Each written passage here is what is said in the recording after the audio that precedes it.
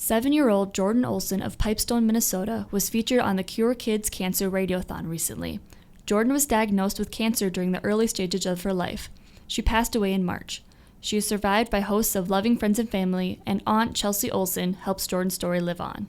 When Jordyn was 6 months old, she was diagnosed with neuroblastoma stage 4.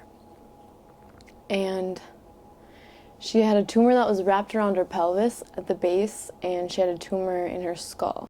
After Jordyn's mother did some research, she found a trial drug that put Jordyn into remission. But in October 2013, Jordyn was diagnosed again, this time with a different cancer, osteosarcoma. After a few more months, they did more tests, and it turns out that there was tumors in her lungs and all over her body. The cancer had spread throughout Jordyn's entire body, and there was nothing more the doctors could do. Jordyn was diagnosed terminal and sent home to live out the rest of her days with family and friends. Those friends and family share how amazing of a little girl Jordyn was. She was always so glad and happy. She was a sweet girl. She struggled with walking, but she was such a trooper.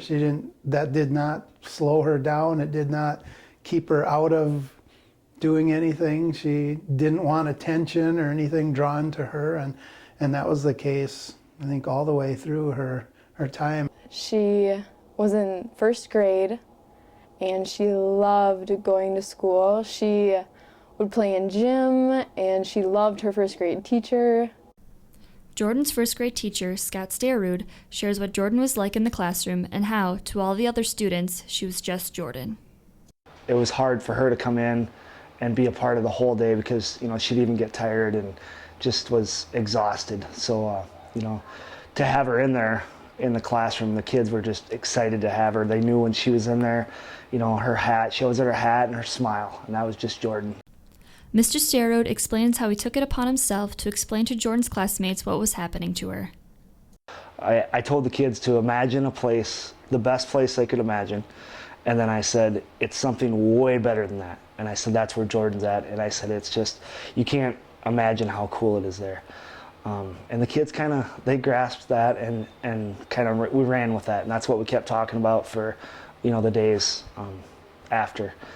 And I just said, if you want to talk about it, if you want to cry, I said, we can, but just remember Jordyn for who she was.